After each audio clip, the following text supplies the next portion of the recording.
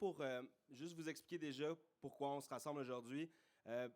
Parce que le CA n'avait sûrement pas assez de tâches dans sa cour, on a décidé de se faire un DIY de consultation des membres. Fait que ça fait 2 semaines, juste pour le contexte, puis l'appel à l'indulgence, ça fait sincèrement 2 semaines que la cour d'eau, le conseil d'administration se réunit à peu près à chaque 2 jours pour réfléchir comment on va se poser des questions, comment on va s'assurer de capter le plus d'informations. Fait que déjà, pour le contexte, je veux le placer comme ça. L'objectif est de vous expliquer quelles ont été nos réflexions autour de la suite, la rénovation, puis les prochaines occupations, mais aussi comment on allait vous poser les questions avant de prendre des décisions. Fait que la première heure va servir à vous expliquer ce qui a été fait dans la dernière année, puis l'état actuel. Dans la deuxième heure, on va se diviser en sous-groupes, en 2 étapes, selon différents thèmes. Fait que vous avez vu, on s'est bien amusé à mettre des papiers puis des post-it sur 5 tables différentes. Chacune de ces tables-là a un thème. Je vais prendre la peine de vous les expliquer plus tard et aussi les personnes qui vont porter les réflexions et les questions vont vous les expliquer elles-mêmes. Donc, on se donne un 2 heures, puis après ça, on peut popper un peu plus de bière et d'alcool à la suite de notre consultation. Ça vous va jusque-là? Merci. On n'est pas loin. Fait que oui, ça fait 1 an. C'est ça que je vous dis. Ça fait 1 an, puis il y a de 1 an, on se disait qu'est-ce qu'on allait faire, le monde des possibilités s'ouvrait. Fait que les premières étapes, ce qu'on s'est dit, c'est réfléchissons avec les organes de gouvernance que nous avions et que nous avons en place. Les organes de gouvernance, le conseil d'administration, le comité opérationnel. Pour ceux et celles qui ont l'application mobile ou la présentation mobile, allez à la page 2. Je pense que c'était important pour moi de vous présenter qu'est-ce qui existe, parce que des fois, c'est un peu flou, c'est un peu compliqué, mais que c'est important de se rappeler qu'il y a beaucoup de monde dans chacun de ces comités-là. Fait que la première chose qu'on a faite, puis on vous l'a nommé à l'Assemblée générale, on s'est fait un lac à l'épaule. De ce lac à l'épaule-là, on a réuni la cohorte d'eau, le comité opérationnel, puis le CA, puis tout le monde a répondu à l'appel. Puis on a vite réalisé qu'avant de parler de vision puis objectif, ben il y avait des hésitations, il y avait des questionnements, puis qu'il nous est semblé nécessaire d'inviter plus de monde à table. Fait que cette année-là a été celle peut-être de l'humilité puis d'appeler plus de personnes en consultation.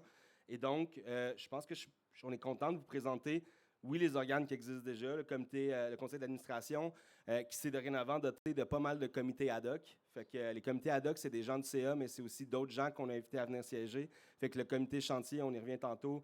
Le comité des ressources humaines qu'il y a eu à bosser fort, on le sait. On est rendu avec une équipe complète depuis quelques jours. Merci.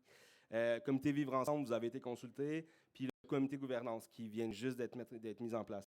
Fait que je vous cache pas, vous voyez, il y a beaucoup de monde là-dedans. Puis il y a surtout l'ambition que pour pallier à notre gouvernance, qui est le conseil d'administration, le comité opérationnel, puis la coordo, ben on a invité plus de monde à joindre. Fait que Charles, tantôt, va venir nous parler du projet d'acquisition, qui est la raison pour laquelle on jase. Marie-Jo Bard n'est pas là aujourd'hui, mais est venue réfléchir avec nous sur ce qu'est la gouvernance puis ce que ça implique, une mise à l'échelle comme ce qu'on envisage. Mélanie, qui est là aujourd'hui, va venir réfléchir avec nous sur la stratégie puis les potentiels de notre projet pour son milieu, pour la culture. Lucie Marcoux, qui n'est pas là, nous aide sur les ressources humaines, gestion des tensions. Puis on va vous parler de nos gestionnaires de projet puis de nos choix. Fait que je pense que je voulais surtout vous exposer que avant de s'enligner sur faire un chantier, let's go, on flobe 5 millions puis on rénove, il a fallu en commencer plusieurs autres des chantiers. Puis on est à l'étape où on veut vous expliquer ce qui s'est passé là, puis qu'est-ce que vous avez envie pour la suite avant de prendre des décisions. Et donc, je vais inviter Alaric puis Geoffroy, qui sont sur le CA, sur le comité chantier et j'en passe. Alaric, cofondateur aussi, qui va nous expliquer, les deux, vont nous expliquer la vision et les objectifs de ce projet d'acquisition, mais aussi de l'étape où on est. À vous. Donc, oui, comme Arnaud vous l'a dit, ça fait 1 an qu'il y a beaucoup de travail qui se donne pour ce projet-là. Mais peut-être qu'il y en a parmi vous qui se posent la question, est-ce que c'est nécessaire? Pourquoi est-ce qu'on changerait l'espace maker qui marche déjà bien? Pourquoi est-ce qu'on veut faire tous ces travaux-là? Mais en fait, ça paraît peut-être pas, mais le projet de l'espace maker est dans une situation relativement précaire en ce moment. Parce que, comme vous le savez probablement, la bâtisse n'est pas dans le meilleur des états. Puis on trouve que c'est vraiment important de se responsabiliser face aux déficiences du bâtiment, puis s'assurer qu'on ait une bâtisse qui répond au code du bâtiment. Puis on a besoin de faire des travaux majeurs. Puis pour corriger ces problèmes-là, parce qu'on s'expose à des risques qui, justement, pourraient mettre en péril l'espace maker. Donc, l'opportunité que le financement de la Ville de Montréal de 5 millions de dollars nous permet de rénover la bâtisse puis de la mettre au code, ça ne nous semble pas vraiment optionnel. Oui, et en plus de tous les risques directs, je pense qu'il y en aurait plusieurs qui seraient d'accord que les ateliers auraient besoin d'un petit coup de neuf ou d'un réaménagement pour permettre d'être plus efficaces dans notre quotidien. Et en fait, le projet présente justement l'opportunité de réaménager les ateliers, parce qu'on va faire un peu de remue-ménage, et dans le fond, pour répondre aux usages quotidiens, mais aussi pour permettre une meilleure ergonomie de travail, que ce soit pour le transport des matériaux ou le confort aussi, la climatisation ou le chauffage, qui peut varier d'une saison à l'autre. Et justement, central à la qualité de vie, on a la qualité de l'air intérieur. Donc, je ne dois pas être tout seul à trouver que des fois, ça porte à déficience. Et donc, on a des plans. C'est un problème continuel qu'il faut vraiment trouver des solutions. Et ce projet va nous permettre d'avoir une meilleure qualité de filtration de l'air, excusez-moi. Mais non seulement ça, c'est aussi d'augmenter l'efficacité énergétique de cette filtration de l'air. Donc, le comité chantier a planché sur plein d'approches, que ce soit de la recirculation d'air ou des échanges de chaleur pour se permettre d'augmenter significativement l'efficacité énergétique de la gestion de l'air. En plus des améliorations au bâtiment, ça nous permet aussi de rêver des nouveaux usages. Donc, ça nous permettrait d'aller au-delà de seulement l'usage qui est en termes des ateliers, puis se permettre de penser à d'autres, parce qu'on aura plus de place dans le bâtiment, donc on pourrait se penser des nouveaux usages. Et donc, en plus de rénover les ateliers, ces rénovations-là vont nous permettre de rénover aussi les milieux de vie pour avoir des milieux de vie plus sains, plus agréables à vivre, mais aussi plus éco-responsables, comme je viens de le dire, parce qu'en plus de la gestion de l'air, il y a aussi, comme je mentionnais, le chauffage, qu'on a planché sur plein d'approches pour se permettre d'augmenter l'efficacité énergétique du bâtiment. Donc, puis ensuite de ça, par rapport au projet de l'Espace Maker, la mission de l'Espace Maker, elle est en lien avec permettre que le projet continue. Donc, puis dans cette optique-là, permettre que le projet de l'Espace Maker continue à long terme, ça nous apparaît clair qu'acquérir le bâtiment, ce serait un atout majeur pour garantir de pérenniser le projet. Puis, comme vous le savez probablement tous, l'environnement immobilier à Montréal en ce moment, ça ne semble pas se diriger vers l'abordabilité puis la disponibilité de lieux comme celui-là pour des fins d'usage pour l'économie sociale. Donc, dans le fond, nous, on croit que l'acquisition pourrait même être vue comme un certain devoir de préserver puis de l'immobilier qui est accessible à l'économie sociale.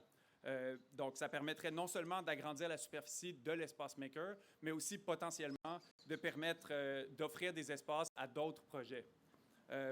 Puis justement, on parle de mettre le bâtiment au code, mais mettre le bâtiment au code, pourquoi est-ce qu'on veut absolument agrandir aussi? Parce que le fait de mettre le bâtiment au code, on le sait bien, ça va demander un investissement considérable. Donc, ça serait difficile à financer avec seulement du socio-financement ou avec les activités normales de l'Espace Maker. Puis c'est là que, justement, la subvention de la Ville de Montréal de 5 millions entre en jeu. Puis c'est une opportunité exceptionnelle pour se permettre de mettre le bâtiment au code puis de vivre dans un milieu plus sain.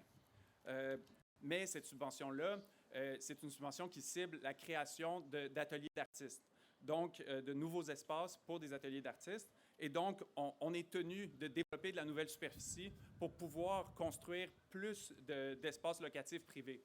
Mais en même temps, ces espaces locatifs privés-là, je suis sûr qu'ils vont faire plaisir aux quelques 140 personnes qu'on a dans le fil d'attente pour des espaces privés. Donc, on a un besoin clair de plus d'espaces locatifs. Puis en plus, les revenus de ces espaces locatifs-là vont nous permettre de mieux financer ce projet-là. Et puis, l'agrandissement va aussi nous permettre de solidifier la présence de projets en transition socio-écologique et plusieurs initiatives culturelles. Donc, l'idée, c'est que ça nous permettrait aussi potentiellement de meilleure cohabitation entre l'expression culturelle, d'un côté, et la vie de tous les jours, le quotidien dans l'Espace Maker. Et finalement, ça va aussi nous permettre d'avoir un agrandissement, d'être plus flexible sur le phasage des travaux. Et donc, on pourrait potentiellement déplacer les activités temporairement de l'Espace Maker pendant les travaux afin de réduire l'impact sur l'accès.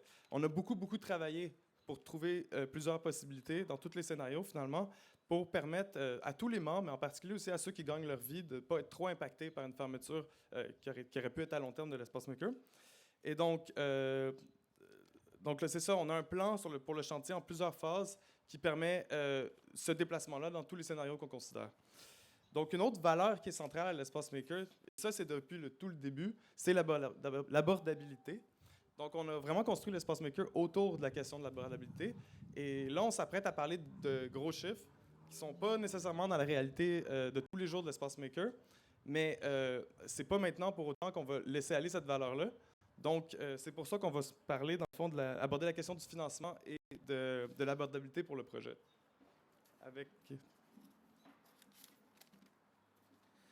Hey, merci les gars. Ils se cachent derrière ces 2 discours oratoires-là des centaines d'heures. Je ne vous le cacherai pas, là, le CA s'est beaucoup mobilisé dans les 2 dernières années, le comité chantier. Et donc, je pense que c'est assez clair que le 5 millions est une énorme opportunité pour rénover, mais peut-être aussi pour l'utiliser comme levier d'acquisition, puis en faire un chez nous. Charles va venir avec nous. Charles qui est arrivé à pareille date l'année passée dans le projet à nous offrir son regard sur qu'est-ce qu'on pouvait faire comme financement d'acquisition.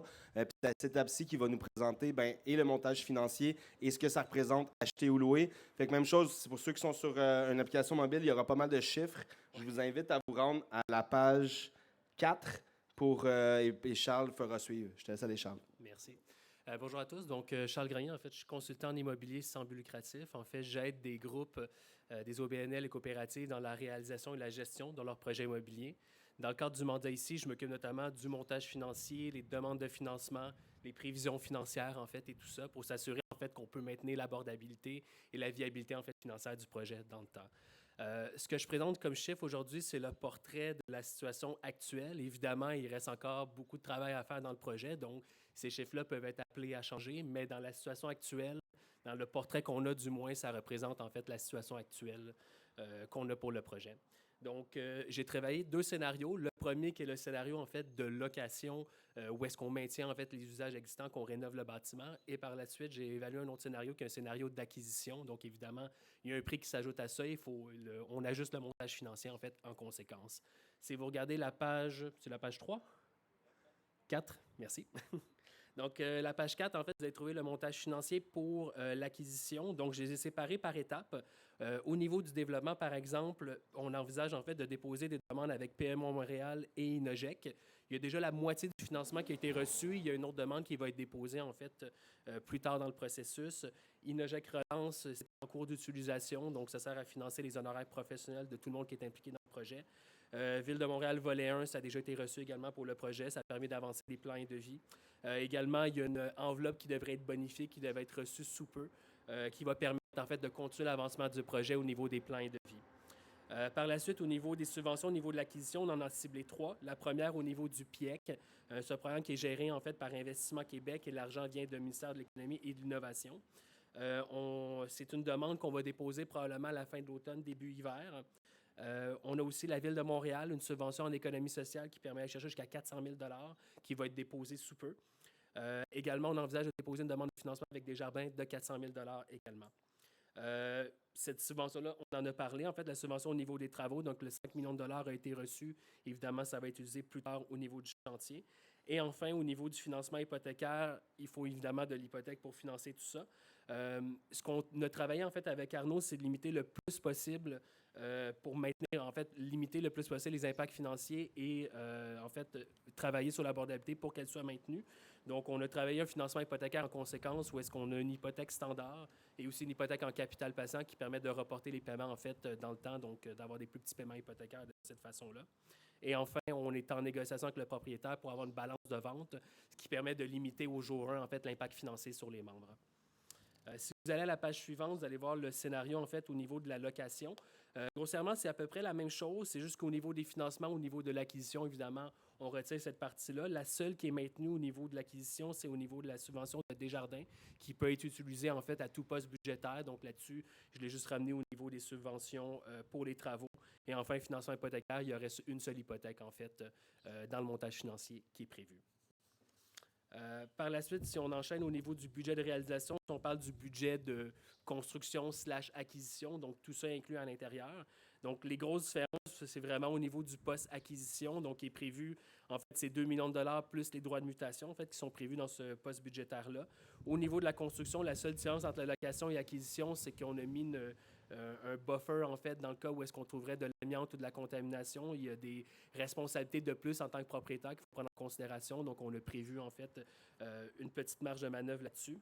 Les frais professionnels, autour de 400 000 permis de construction, évidemment, autour de 50 000 frais financiers, acquisition, location. La différence, c'est qu'avec l'acquisition, étant donné qu'on doit financer l'acquisition, tout simplement, il va y avoir un peu plus de frais financiers, donc les frais d'intérêt durant le chantier. Et enfin, au niveau des taxes, la vente est taxable. Donc, c'est ce qui explique la différence, en fait, entre acquisition et location. Donc, grossièrement, la différence, c'est à peu près, taxes incluses, autour de 2,4 millions entre le fait d'être locataire et le fait d'être propriétaire au niveau du budget de réalisation. Enfin, si j'enchaîne au niveau du budget d'exploitation, donc l'exploitation de l'immeuble, si je peux dire ça comme ça, tout ce qui est les revenus, en fait, sont les mêmes, peu importe le scénario. Ce qu'on entend par revenu d'exploitation, c'est tout ce qui est les revenus au niveau du membership, au niveau de la location des espaces privatifs, la formation et tout ça.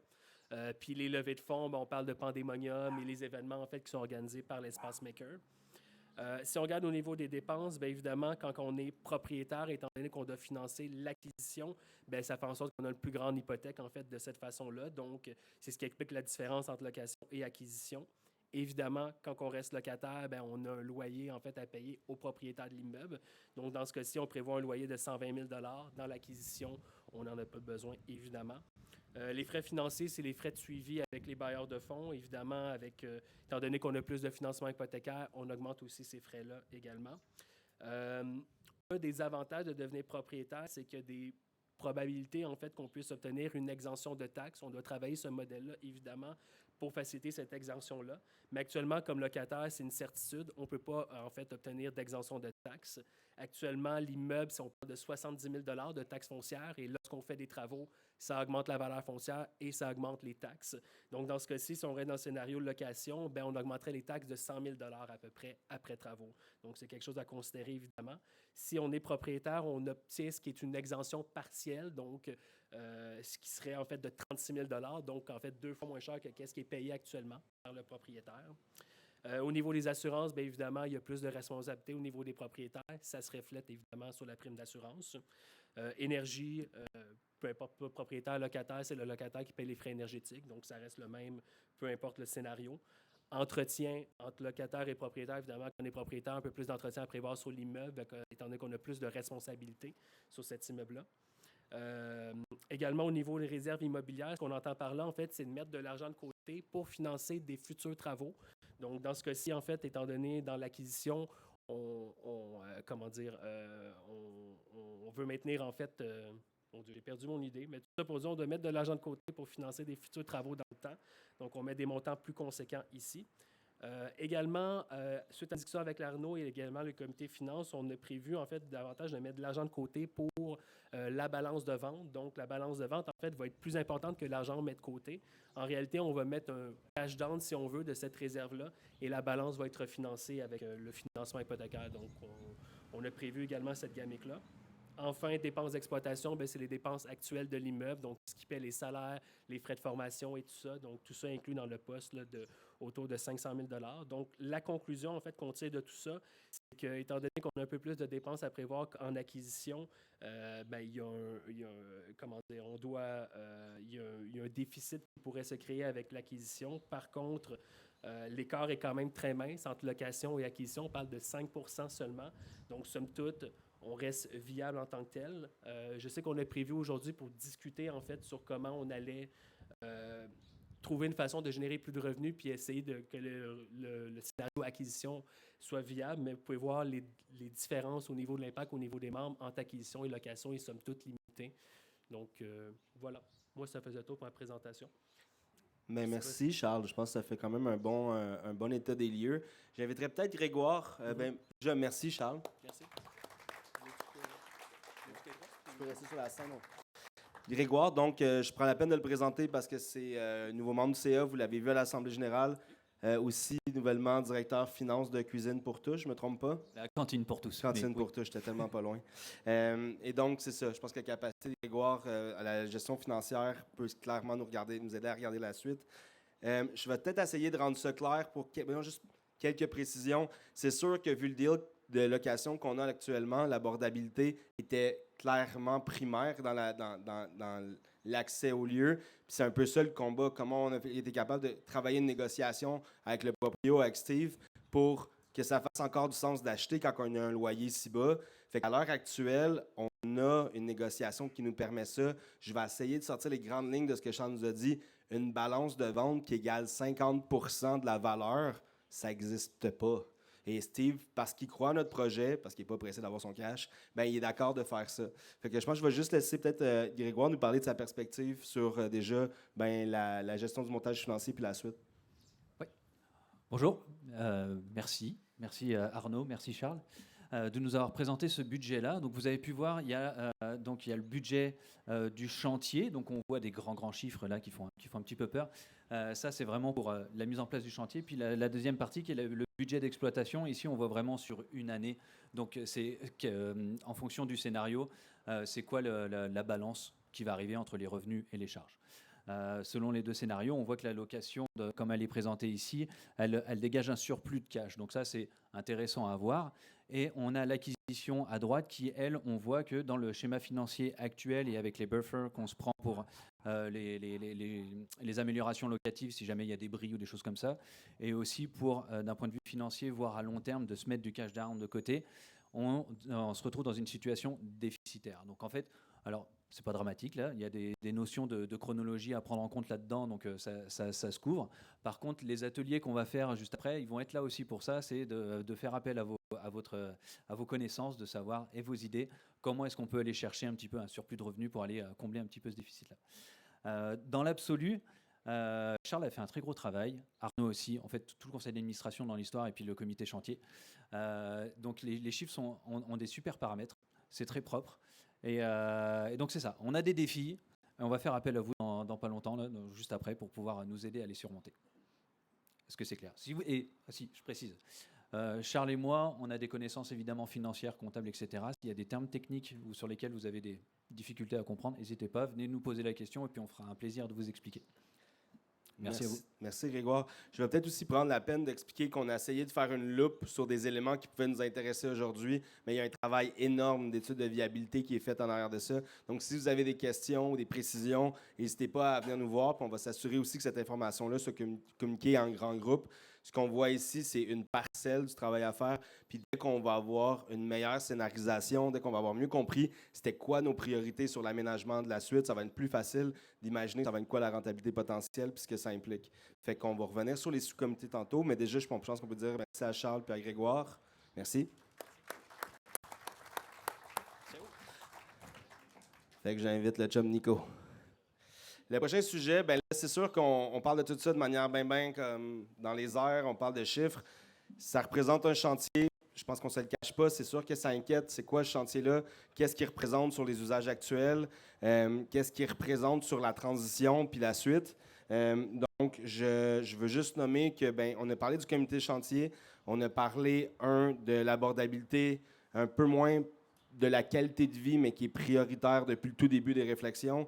Je pense qu'on ne se le cache pas, le pourquoi qu'il a demandé à l'ARIC tantôt, il est que pour ça, parce qu'on ne considère pas que cet état-là il est durable, puis qu'on veut avoir une meilleure qualité de vie pour la suite. Donc, c'est pareil pour le chantier, puis ce que ça va impliquer. Je vais laisser Nico nous expliquer un peu son arrivée sur le comité chantier, puis qu'est-ce qu'il a perçu, puis où est-ce qu'on en est. Salut tout le monde. Nicolas, membre d'à peu près tous les chantiers ici. Non, c'est bon. Merci. J'aurais pu le remonter. Je suis rentré sur le chantier comité sur le CA il y a environ 4 mois. Je suis rentré en mars, en fait. J'étais hyper curieux de savoir ce qui se passait derrière le rideau du CA. Après mon initiation, ça fait un petit peu mal, mais non, ça s'est très, très, très bien passé. Je me suis rendu compte qu'il y avait un travail colossal qui avait été fait par tout le monde qui est à l'intérieur. Fascinant de voir à quel point ces gens-là sont dédiés. Moi, ce qui m'impliquait beaucoup, je suis peut-être un petit peu égoïste, c'est de savoir qu'est-ce qui allait se passer pour les ateliers dans lesquels j'étais membre. C'est probablement la raison pour laquelle vous êtes ici aussi aujourd'hui. Ce qui m'a rassuré de beaucoup, c'est que le projet, on veut le garder abordable. Ça, c'est quelque chose qui est indéniable, c'est quelque chose que les gens ont gardé en tête tout le long. super important dans les valeurs de l'Espace Maker depuis le début, si je ne me trompe pas, puis c'est encore à jour aujourd'hui. Deuxième chose à savoir pour les gens qui seraient inquiets, dans le processus actuel de nos idées, nos scénarios, il n'y a pas de fermeture de chantier. Il n'y a pas vraiment de volonté de fermer de chantier du tout. Fermer les ateliers. Oui, excusez-moi. Fermer les ateliers, effectivement. On ne va pas fermer le chantier non plus, inquiétez-vous pas. On ne veut pas fermer les ateliers. On a des gros travaux à faire, évidemment. Travail sur la dalle, travail sur la phase B, C, D, tout ça. La façon que ça devrait se passer, je ne sais pas si Arnaud va vous en parler ou tu veux que j'arrive là-dessus. Là, mais... Je pourrais peut-être rebondir, juste pour mettre le contexte. Ben, c'est ça, tu sais, Nico est arrivé il y a quelques mois. Ce comité-là planche sur la chose depuis 2 ans. Ouais. Et là-dedans, il y a eu plusieurs réflexions, plusieurs idées. Mais quand Nico le nomme, ça a été tellement prioritaire que le gestionnaire de projet qu'on a choisi, fallait qu'il considère ça comme étant pas un besoin, un élémentaire du mandat. Puis aussi la réalité de notre projet. Pour l'AMNI, c'était clair qu'on avait une capacité d'en prendre en charge une portion, sachant que le chantier de la phase A, c'est nous qui l'avons exécuté. Fait que c'est aussi comme ça qu'on a choisi un partenaire qui va nous permettre de faire une portion nous-mêmes, la préparation du chantier, la démolition, puis la préparation du lieu, puis aussi, à la fin, la reprise post-chantier pour le réaménagement. Et c'est comme ça qu'en discutant avec des gestionnaires, dont là maintenant l'AMNI, on s'est rendu compte qu'on pourrait aller plus loin et de ce fait, rénover plus avec 5 millions, donc préserver encore une fois l'abordabilité qui est, on va pas arrêter de le répéter, qui est le critère numéro 1 de la suite, puis qui était le critère numéro 1 de quand on a construit cette place-là nous-mêmes. Fait que pour le phasage, ben, je vais laisser Nico nous expliquer un peu là où on en est dans les discussions. Il y a plein de scénarios, mais celui qui en ce moment est clair pour nous, celui qu'on vous présente, ben, je te laisse y aller. Parfait. En fait, ce qui se passerait, si vous êtes familier avec le B, C, D, moi, au début, avant de rentrer sur le CA, je vous avoue que c'est un petit peu nébuleux. Il y a des endroits que je n'ai même jamais visités. Je pense que ça prend des machettes puis des torches pour y aller. Mais ça existe. Je vous confirme, ça existe. Page 8 sur la présentation numérique. Page 8. Donc, c'est ça. L'idée générale de tous les scénarios, ça serait de rénover phase B, C et D. Quand ces phases-là vont être terminées en base building, quand on parle de base building, c'est-à-dire on a fini les murs, le gyps est installé, tout ça, c'est fonctionnel. Et surtout, on a apporté l'électricité. Donc, si un déplacement pour un atelier ou quoi que ce soit, on est capable de réinstaller un atelier qui va être confortable. Pour ceux qui seraient peut-être impressionnés par un déplacement, un déménagement, rappelez-vous qu'à chaque année, on le fait pour un autre événement, puis ça se passe quand même relativement très bien. Donc, pas de crainte à avoir à ce niveau-là. Une fois que le BCD, le base building, est terminé, ce qu'on fait, c'est qu'on déménage les ateliers dans la phase qui est terminée. On peut ensuite se concentrer sur la phase A, puis ensuite, après ça, ben, on peut probablement, fortement, revenir dans nos ateliers initiaux qui sont tout beaux, tout neufs, avec qualité de l'air, qualité de vie améliorée pour tout le monde. Fait que je peux peut-être rajouter aussi que l'idée de se donner la peine de se déplacer, c'est de ne pas se sujettir à des prolongements de chantier. Si un chantier qui était prévu pour quelques mois en durait plus, ben on est encore fonctionnel. Ce qu'a nommé Nico, rénover BCD plus hangar, parce que ça aussi, c'est dans le nouveau projet, de faire la dalle, de ramener tout au même niveau, puis de s'assurer que ce soit un bon lieu de distribution pour chacun des ateliers, rez-de-chaussée et étages, ben ça va nous permettre d'avoir tout autant de superficie que ce qu'on occupe actuellement dans la phase A. Fait qu'il se peut qu'il y ait des déplacements d'usage qui trouvent leur voie permanente. Tu sais, ce qu'on a déjà établi l'année dernière, par exemple, Céramique, qui va trouver sa place dans la phase B, bien, pour aller dans son occupation permanente. D'autres ateliers pourraient être déplacés de manière temporaire pour revenir dans un aménagement qui est plus propre et qui est plus complet. Mais l'idée, c'est pas de faire du camping pendant 6 mois, mais c'est de se trouver une manière d'avoir des usages qui soient complets et qui répondent à nos besoins. Fait que je l'ai dit, le délai qu'on envisage pour ce chantier-là, c'est 6 mois. Il y a encore des choses qu'on négocie, il y a encore des réflexions à avoir, puis il y a encore la réflexion de ce soir qui parle de l'aménagement, qui va influencer sur dans quelle ordre on le fait et combien de temps ça prend. Mais je pense qu'on peut se dire qu'on aimerait commencer ce chantier-là en mars l'année prochaine pour une durée de 6 mois. Fait qu'on reviendra sur tous ces détails-là à notre prochaine assemblée qui aura lieu. La date a changé, je sais qu'il n'est pas, le 16 octobre. Fait que mettez ça à vos agendas, puis de toute façon, on va vous le rappeler, mais dans 3 mois. Fait que d'ici là, il y a plein de points d'action, on va y revenir plus tard. Mais on va commencer par dire merci à Nico! Merci. Fait qu'on vous a passé l'étendue des informations puis une mise à jour. Si vous avez des questions, s'il vous plaît, notez-les. On ne va pas s'arrêter pour les questions tout de suite, juste pour garder le flow puis profiter du soleil puis de la chaleur pour aller se diviser en sous-comités. Je vais inviter les animatoristes des sous-comités à venir sur la scène juste pour nous expliquer qu'est-ce qu'ils vont faire à quelle table. Fait que je pense qu'il y a 5 personnes qui devraient venir me rejoindre à cette étape-ci. Et le premier sera François qui va nous parler de la table A. La table A est direct sur le bord des poubelles là-bas. Oui, on se tient proche des vidanges. La table A, c'est les impacts du chantier. Comment est-ce que, ce que Nico expliquait, la séquence, le déplacement, les usages qui vont être perdus ou déplacés pendant ces périodes-là. Fait que ça reste fluide. Ça fait 2 ans qu'on en parle, puis ça change aux 2 mois. J'ai manqué un meeting, ça m'a pris 3 semaines avant d'être capable de suivre ce qui s'était dit. C'est vraiment très fluide, fait que c'est quelque chose qu'on va essayer de concrétiser le plus que possible. Fait que à la table à côté des poubelles, on veut savoir c'est quoi vos usages, qu'est-ce qu'on peut déplacer, qu'est-ce qu'on ne pourra pas déplacer. Puis c'est un peu tout ça qu'on veut discuter.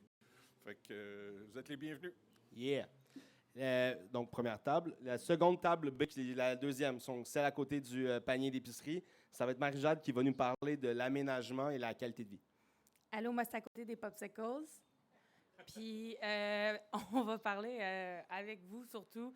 Mais Aléric et moi, on va modérer une conversation sur les aménagements, donc les plans en date d'aujourd'hui tels que dessinés, mais aussi la qualité de vie. Et puis, les 2 grands axes de conversation seront non pas de parler, par exemple, des impacts du chantier ou comment on s'y rend, mais bien quels besoins, usages vous sentez, question qu'on continue d'améliorer, en fait, la qualité de vie là, des espaces actuels, des espaces prévus pour la phase B, mais aussi plein d'espaces vacants, entre guillemets, c'est-à-dire dont l'usage pourrait encore être défini. Donc, on prend les idées, les solutions, les problèmes, les questions, les inquiétudes.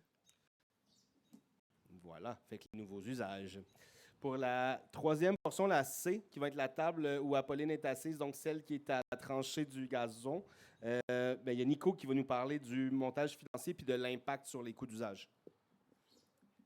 Bonjour, moi c'est Nicolas, je suis membre de... Non, c'est pas vrai, on ne recommencera pas ça, ça va être long. Aujourd'hui, on va vous parler des 4 scénarios. On va avoir vos idées, vos inputs, vos craintes, vos bons coups. On veut parler de tout ça ensemble, on veut vraiment vous entendre, puis c'est hyper important. D'après moi, c'est des choses qui sont importantes pour vous aussi, donc on est vraiment, vraiment curieux de vous entendre là-dessus. Yeah.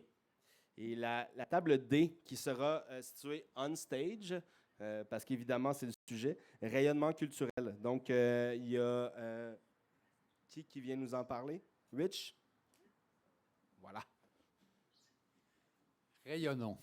Alors, le rayonnement culturel, ça commence quand on sort des ateliers, on vient de travailler, on s'installe dans la cuisine, on commence à jaser, on commence à se trouver on fait des petits jeux, on essaie d'avoir un climat propice à bâtir une communauté. C'est ça, la communauté, c'est l'espace maker. Ça s'en va aussi vers des événements un peu plus formels comme on fait des barbecues, on fait des petits parties, on fait le libre cours qui est un événement dans lequel les artisans peuvent négocier pour vendre leurs produits aussi. Et on a des spectacles, on a d'autres choses. C'est ça la vie culturelle. Et puis c'est le rayonnement aussi sur le quartier. On aime ça, recevoir les gens. Le Tourne à gauche le fait les mercredis. On aime ça s'impliquer dans notre communauté aussi qui est élargie en dehors du membership aussi de l'Espace Maker. On fait un gros party d'Halloween à chaque année depuis 4 ans. C'est la 5e année. On verra ce qu'on va se passer. Et c'est un peu ça. Si vous avez des idées, on voudrait avoir des lieux, on voudrait avoir tout ce qu'il nous faut pour être capable d'installer ce rayonnement culturel-là dans l'espace maker. On l'a déjà fait, ça existe déjà. mais on aimerait savoir vos idées là-dessus, puis on aimerait ça le faire porter au plus loin. Merci. Parfait. Ben oui, les événements, potentiellement même un lieu de diffusion, ça fait longtemps qu'on en parle, mais si vous avez envie d'en faire un lieu permanent, c'est aussi le bon temps de venir l'exprimer. La dernière table sur le bord des racabessiques, celui de la transition socio-écologique. Donc, je laisse Aurore sur le CA venir nous expliquer de quoi il sera question. Allô, donc pour celles et ceux qui ne me connaissent pas encore, Aurore, j'ai rejoint le CA au mois de mars. Je suis sur les chantiers de gouvernance et de transition socio-écologique. Avouez que c'est excitant. Donc, notre atelier, nous, il a pour objectif, c'est ça, de réfléchir aux impacts du chantier sur la transition. Puis là, j'ai envie de vous dire quelque chose de bien important. C'est pas la peine que vous y connaissiez en transition socio-écologique pour participer à l'atelier. C'est vraiment la question, comme on va être dans le concret, toutes les idées sont les bienvenues, mais on veut que ces questions-là de transition écologique fassent évidemment partie du futur de l'Espace Maker. Donc, venez réfléchir avec nous. Merci. Vous aurez compris qu'il y a 5 groupes, il y a 5 tables, on reste dans le stationnement. Je vous invite à choisir une première table puis une seconde. Il va y avoir 2 battements de 30 minutes. Il y a une animation qui va vous expliquer comment exprimer vos idées. Notre objectif à ce moment-ci, c'est d'ouvrir les oreilles, vous écouter puis noter le plus possible. On aura l'occasion de traiter cette information-là dans les mois à venir. Donc, je vous invite à vous lever puis à aller rejoindre ou à suivre les personnes qui vous ont présenté leur thème. Sachez qu'il y aura 2 rondes. Si ça s'avérait que votre premier choix est très occupé, je vous invite à aller à votre second choix en sachant que vous pourrez revenir sur votre premier choix ensuite. Et on vous dit tout de suite aussi, s'il y a d'autres sujets qu'on ne pourrait pas traiter, on va s'assurer d'emmagasiner suffisamment d'informations pour la rapporter en plus grand groupe a posteriori de l'événement. Fait que, bon postage. S'il te plaît. T'en as pas?